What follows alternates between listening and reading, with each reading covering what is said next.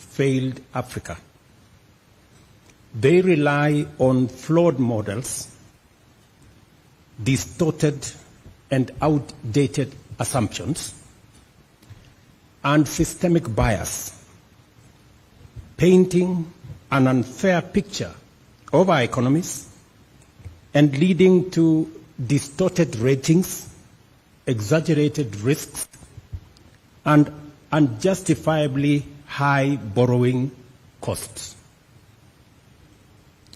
Let me say this again. Global credit rating agencies have let us down. They continue to rely on very flawed models and the whole system is also biased. The result is that they paint a very unfair picture of our economies, and this has devastating effects because it leads to distorted ratings of what the situation really is. And it also leads to exaggerated risk of our countries and our continent. And obviously, that leads to very high borrowing costs. These prejudice assessments come at an enormous cost to Africa. They deter investment, distort global trade, and derail progress towards sustainable development goals. By misjudging Africa, these agencies deny opportunities to investors and economies and deprive nations of prosperity. The numbers tell a damning story. The Africa Peer Review Mechanism and the United Nations Development Programme place the cost of biased credit rating at a staggering $75 billion in lost opportunities. In a continent abundant with natural wealth, vast arable land, billions in diaspora remittances, and the world's largest carbon sinks, credit rating agencies have delivered 94% of all downgrades in the past decade, while arbitrarily designating only 2 African nations as investment grade. We must be bold and call this for what it is: a financial straitjacket imposed on Africa. A system that punishes our economies while rewarding others, even when the fundamentals are comparable, in some cases even better. Excellencies, the foundations of global finance are supposed to be anchored on principles of fairness, transparency, and merit. Yet, these principles are disregarded when it applies to Africa. Africa will no longer accept to be misjudged by scales that overlook our reality. The winds of change are blowing, and our march forward is as unstoppable as it is relentless. An African credit rating agency is not just an alternative. It is, in my opinion, an imperative. This agency must be globally credible and backed by rigorous, credible data and driven by high reporting standards.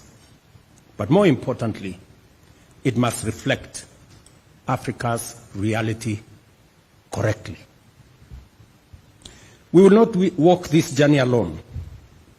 We will build alliances east, west, and north, grounded in shared values of dignity, equity, and progress. We will hold rating agencies to account and demand accurate standards. We will leverage the experience and expertise of Pan-African credit rating, strengthening their capabilities and expanding their reach. The potential impact is profound. Research shows that a one-level improvement in Africa's average credit rating would unlock US dollars 15 billion in additional funding. This alone would outstrip official development assistance and meet some of the critical aspects of Africa's infrastructure needs. The opportunity is within our grasp, and we must seize it. I want to emphasize that this agency will complement international credit rating agencies by filling in data and analytical gaps. In other words, it will do the heavy lifting that international rating agencies may lack the time, inclination, or capacity to undertake.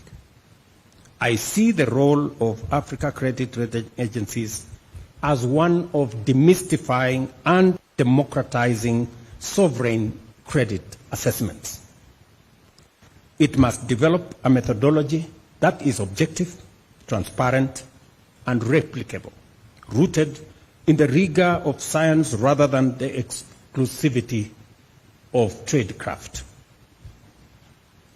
Let me commend the United Nations Development Programme and AfriCatalyst for stepping forward to support African nations in strengthening their credit worthiness. This is the kind of partnership that we need, rooted in action.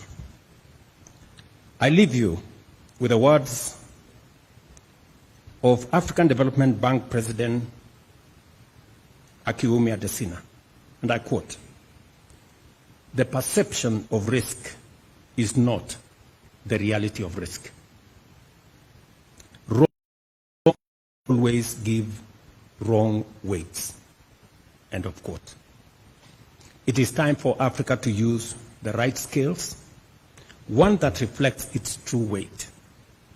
The African Credit Rating Agency will do just that. Thank you for your attention.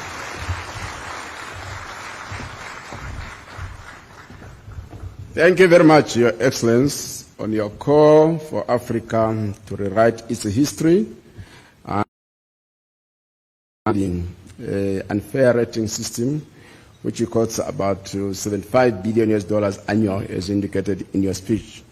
We move on, and now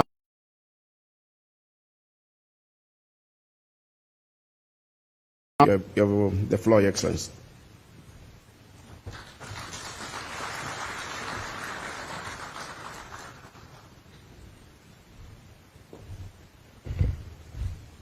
Thank you very much.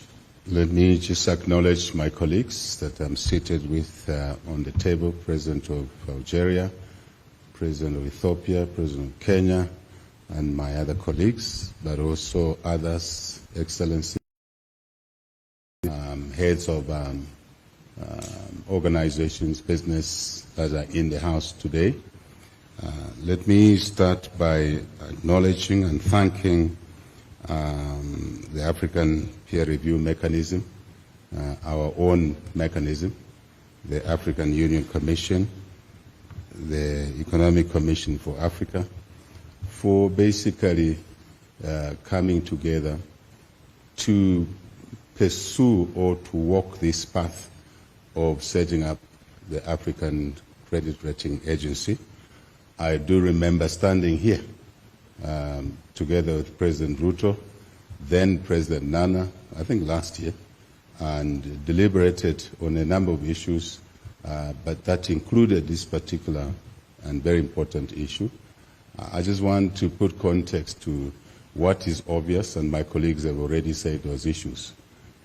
Africa, let's not be shy about it, has not been treated fairly in a global business, economy, business, finance, hence the need for us to speak for ourselves, to redress this imbalance that has been going on for a long time.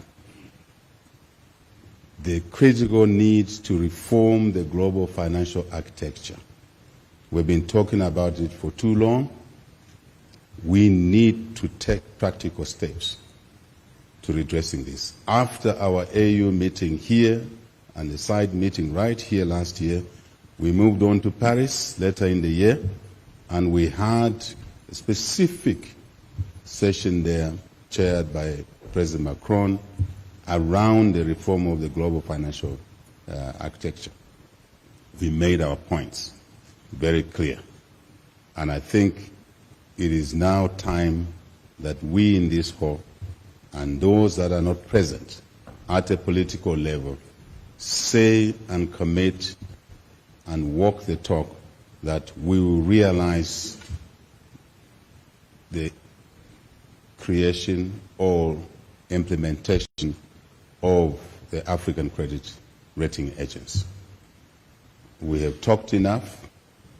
We know the cost that has been occasioned to our economies around the price of capital, long-term capital, but talk about short-term capital. It's crippling. If you look at the cost of short-term capital, it's crippling. It's damaging even to viable businesses. Let's say other things are equal, ceteris paribus, other things being equal, and the only thing you are left to assess the viability of the project is the cost of capital. Many a time, that project will not see because that variable called the cost of capital is too high. Compare that project on our continent with another project in a different continent. That project will pass the test, and it will contribute to growth of that economy. Whereas in Africa, that project has failed on account of the cost of capital. We don't need to illustrate that point even further. It is clear that one of the issues that keeping Africa's economies down is this animal called the cost of capital. I think we need to deal with it. And the way we are dealing with it, today, progressing the implementation, actualization of the African Credit Rating Agency, so we can address that one variable, if it's the only challenge that is outstanding, to tick the box for us to make that investment, public or private. And I'm focusing here not on consumption expenditure. I'm focusing on investment expenditure, projects that will lead to growth of our economies. And not just growth, but accelerated growth, so we can create jobs for our population on the continent. Number one. Number two, so we can create business opportunities in the supply chain for public sector, private sector, micro, small, medium, large businesses. I think these are the issues we must be conscious of as to what is the motivation which has brought us to this breakfast meeting. That is the motivation. So, number three, one, I said jobs. Two, business opportunities. Three, to enhance our treasury revenues. For what purpose? So we can make investments that only require or are better made by public sector institutions, which will lead to more growth. In Zambia, we say our focus now is growth, growth, and more growth. We were decapitated by one drought, worst in living memory. But yet, if we had made the right investments, for example, in irrigation, we would still have had produced enough food, not just for ourselves, but for others in the region, on the continent. We would still have generated enough electricity, since we were 80% green but mono because of hydro.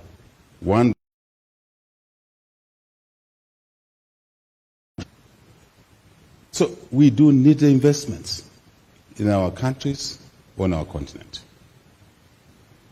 Before we came in here, we were having a conversation with colleagues out there, and we said we on this continent must be expansionary in mind, must not be driven by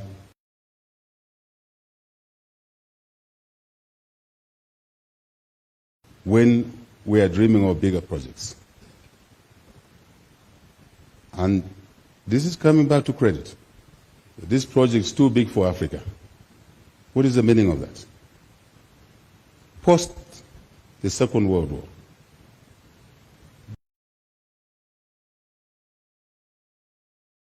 to grow their economies in a phenomenal way.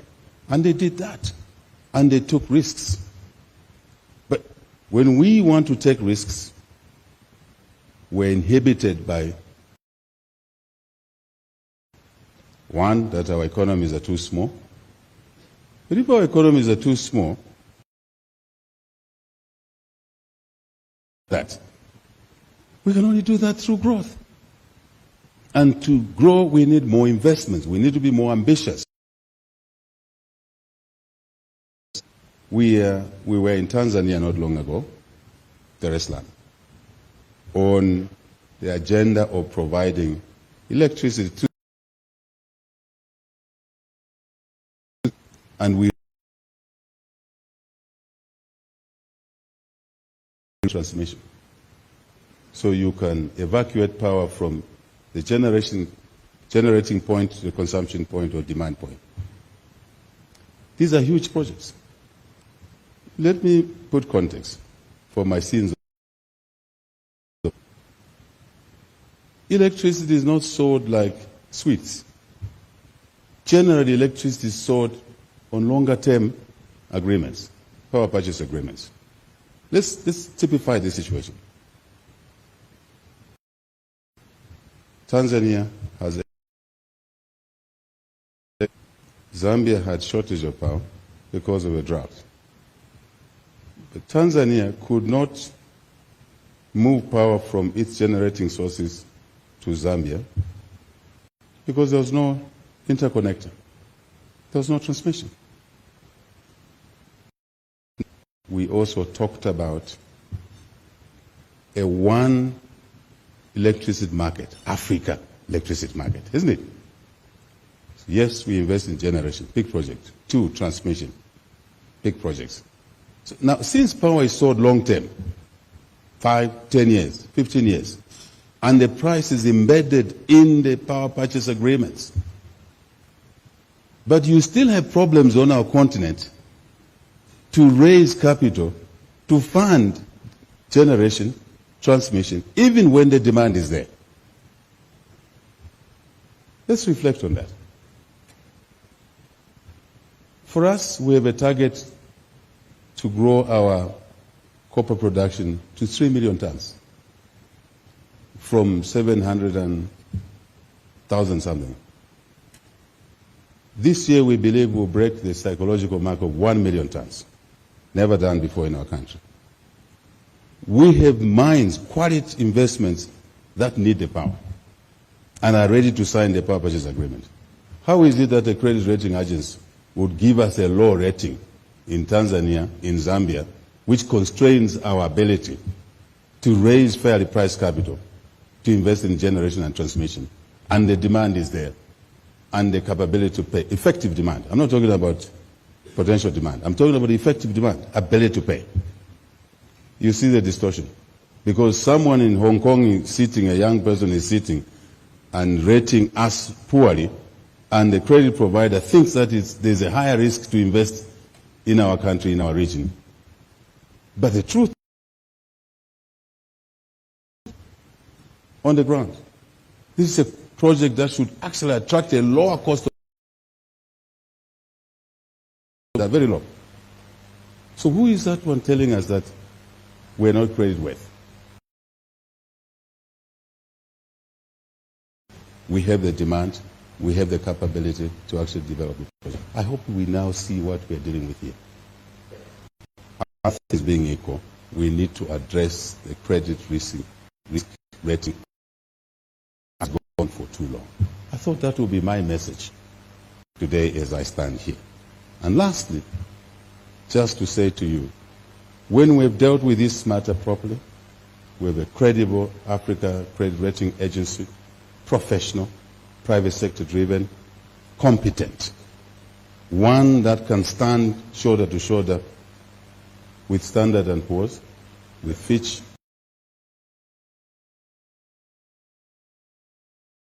reflect on how they've been rating Africa for far too long, because the bare facts will be in their hands, unlike picking information from the open source, as the President of Ethiopia said in our side conversation.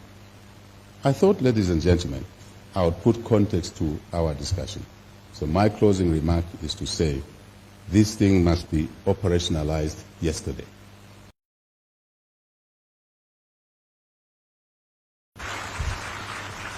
Thank you very much, Your Excellency, for your call that we must act with speed to operationalize the African credit rating, so increase our investments to improve the welfare of our people. The opening statement is the President of the Republic of Algeria, who is also the chairperson of the review forum of heads of state and government. You have the floor, Your Excellency.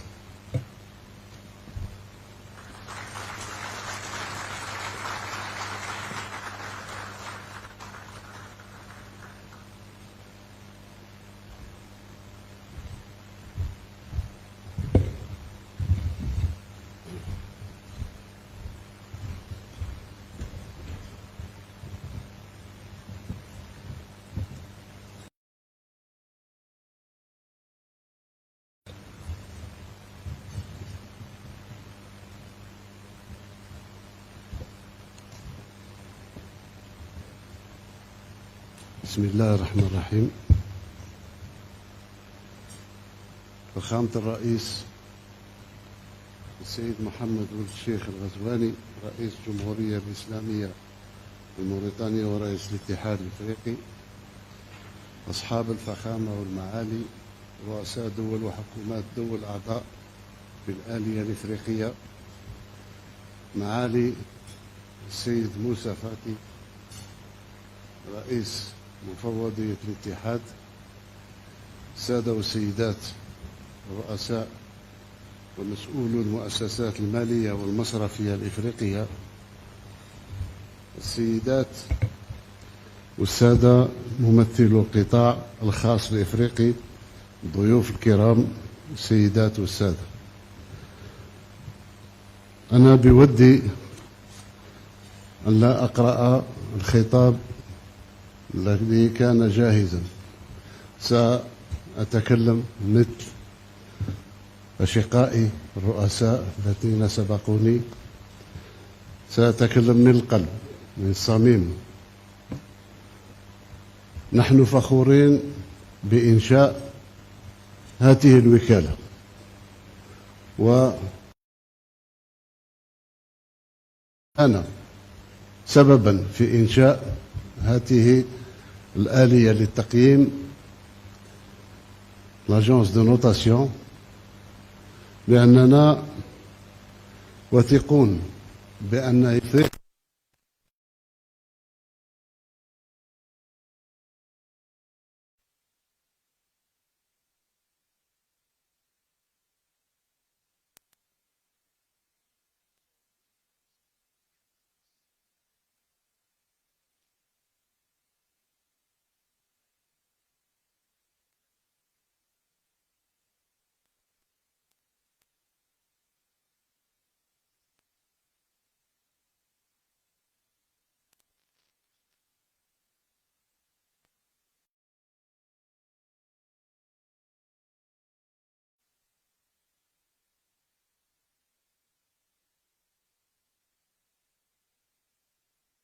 مع أشقائي الذين سبقوني أن وكالة التنقيط لازم نعمل كلنا أن نجعل لها مصداقية، لأن بدون مصداقية ما تكونش لها فعالية. أن نبتعد عن الغير علمي، الغير المنطقي والغير الاقتصادي.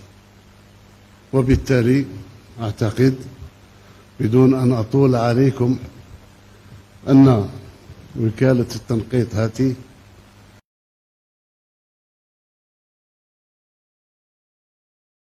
أنها ستكون لها الإيجابية الكاملة بالنسبة للدول.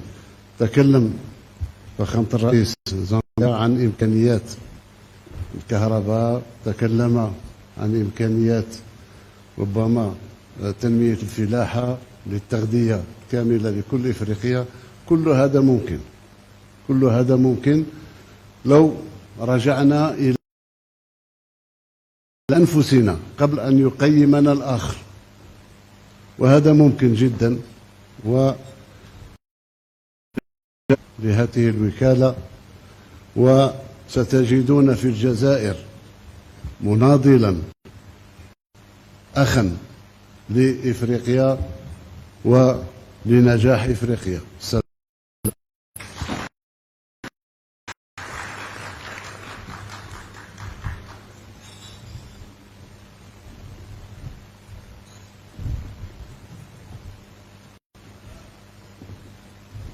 Thank you very much, Your Excellency.